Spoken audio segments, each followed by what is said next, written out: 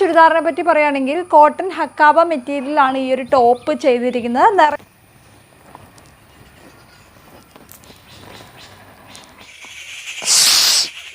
മിണ്ടാതെ.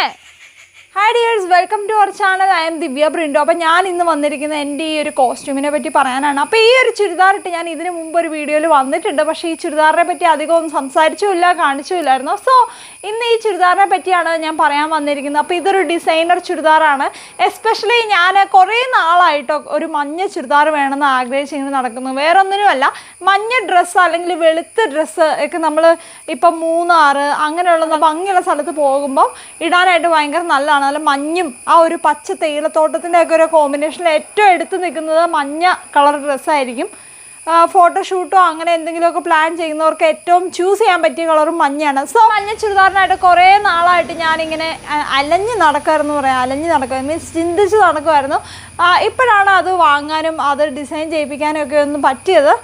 അപ്പോൾ ഈ ഒരു ഡ്രസ്സ് ചെയ്തെടുത്തിരിക്കുന്നത് വെച്ചാൽ തൊടുപുഴയുള്ള തെരേസ ബൊട്ടിക്കിലാണ് നമ്മളിത് ചെയ്യിപ്പിച്ചിരിക്കുന്നത്. അപ്പോൾ എൻ്റെ ഒരു കോൺസെപ്റ്റ് ഉള്ള പോലെ തന്നെ എനിക്ക് ചുരിദാർ ചെയ്ത് കിട്ടി. മഞ്ഞയും വെള്ളയും കോമ്പിനേഷനിൽ തന്നെ ചെയ്ത് കിട്ടി. ചുരിദാറിനെ പറ്റി നമ്മൾ പറയുകയാണെങ്കിൽ ഈ ചുരിദാറിൻ്റെ ഒരു ടോപ്പിൻ്റെ മെറ്റീരിയൽ വന്നിട്ട് ഒരു കോട്ടൺ ഹക്കാബ മെറ്റീരിയലിൽ വരുന്ന ഒരു ടോപ്പാണ് ചെയ്തിരിക്കുന്നത്. ഈ ഹക്കാബ മെറ്റീരിയലിൻ്റെ പ്രത്യേകത എന്ന് വെച്ച് കഴിഞ്ഞാൽ ഇത് നിറയെ ഹോൾസ് ഉണ്ട് കേട്ടോ. ഈ ഒരു മെറ്റീരിയൽ നമ്മൾ പണ്ടൊക്കെ സാരിയിൽ ഹക്കാബ വർക്കുകളൊക്കെ ചെയ്യുമായിരുന്നു. അപ്പോൾ അതുപോലെ ലൈക്ക് ദാറ്റ് ഇതിൽ നിറയെ ഹോൾസാണ്. അപ്പോൾ ഈ ഒരു ടോപ്പിൻ്റെ മെറ്റീരിയൽ എന്ന് വെച്ചാൽ ലൈനിങ് ഇല്ലാതെ നമുക്ക് സ്റ്റിച്ച് ചെയ്യാൻ പറ്റില്ല. അപ്പോൾ അതാണ് ഇതിൻ്റെ ഒരു പ്രത്യേകത. ഈ ഒരു ഷോള് വന്നിട്ട് ഷോളിൻ്റെ മെറ്റീരിയൽ ജോർജറ്റാണ്, പ്ലെയിൻ ജോർജറ്റ് മെറ്റീരിയലാണ്. എന്ത് കിളികളാണ്, ഒരു വീഡിയോ എടുക്കുമ്പോൾ നിറയെ കിളികളുടെ ശബ്ദം.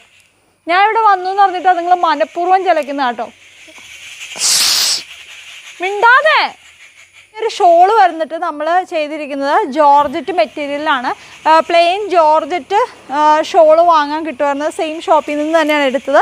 അപ്പോൾ ആ ഒരു ഷോളിൽ നമ്മൾ ഒരു ടൈ ഡൈ പ്രിൻറ്റിംഗ് ആണ് ചെയ്തിരിക്കുന്നത്. ടൈ ഡൈ എന്ന് പറഞ്ഞു കഴിഞ്ഞാൽ ഈ ഷോളിൽ ഇങ്ങനെ കെട്ടും, ചെറിയ റബ്ബർ ബാൻഡ്സ് പോലത്തെ സാധനങ്ങൾ വെച്ചിട്ട് ഇങ്ങനെ കെട്ടിയിട്ട് അവിടെ മാത്രം ഇങ്ങനെ ഡൈ ചെയ്തെടുക്കുന്ന ഒരു പ്രത്യേക ടെക്നിക്കാണ് ടൈ ഡൈ മെത്തേഡ്. അപ്പോൾ ആ ടൈ ഡൈ മെത്തേഡ് വെച്ചിട്ട് മഞ്ഞ പ്രിൻസ് കൊടുത്തിരിക്കുന്നതാണ്. ഇതെന്താ കാണാമോ? ഈ ഒരു ടൈ ഡൈ മെത്തേഡ് വെച്ചിട്ടാണ് ഷോൾ ചെയ്തെടുത്തത്. അപ്പോൾ അപ്പുറം കിളികളുടെ ശല്യമായിട്ട് ഞാൻ ഇങ്ങോട്ട് മാറി നിന്നു കേട്ടോ. ഇവിടെ കുഴപ്പമൊന്നുമില്ല, സമാധാനപരമാണ്.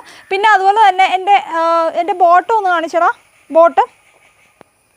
ഈ ബോട്ടം വന്നിട്ട് ട്വിൻ ബേർഡ്സിൻ്റെ ലെഗിൻസ് ആണ്. അതും നമ്മൾ ഡൈ ചെയ്ത് എടുപ്പിച്ചതാണ്. പിന്നെ ഈ ഒരു കംപ്ലീറ്റ് ചുരിദാറിനെ പറ്റി പറയുകയാണെങ്കിൽ ഭയങ്കര കംഫോർട്ടാണ്. കാരണം തന്നെ കോട്ടൺ മെറ്റീരിയലാണ്. അതുപോലെ ചൂടത്തും മഴയത്തും ഒക്കെ ഇടാവുന്ന ഒരു മെറ്റീരിയലാണ്. അപ്പോൾ അതാണ് ഈ ചുരിദാറിനെ കംപ്ലീറ്റ് ഇത് പറയുകയാണെങ്കിൽ ഒരു സവിശേഷത പറയുകയാണെങ്കിൽ അത് ഫീൽ ചെയ്യുന്നത്. പിന്നെ ഈ ഒരു സ്റ്റിച്ചിങ് പാറ്റേൺ വന്നിട്ട് നമ്മൾ സിമ്പിളായിട്ടാണ് ചെയ്തിരിക്കുന്നത്. ബാക്കിൽ ഇൻവിസിബിൾ സിബ് വെച്ചാണ് നമ്മൾ തയ്ച്ചിരിക്കുന്നത് കേട്ടോ.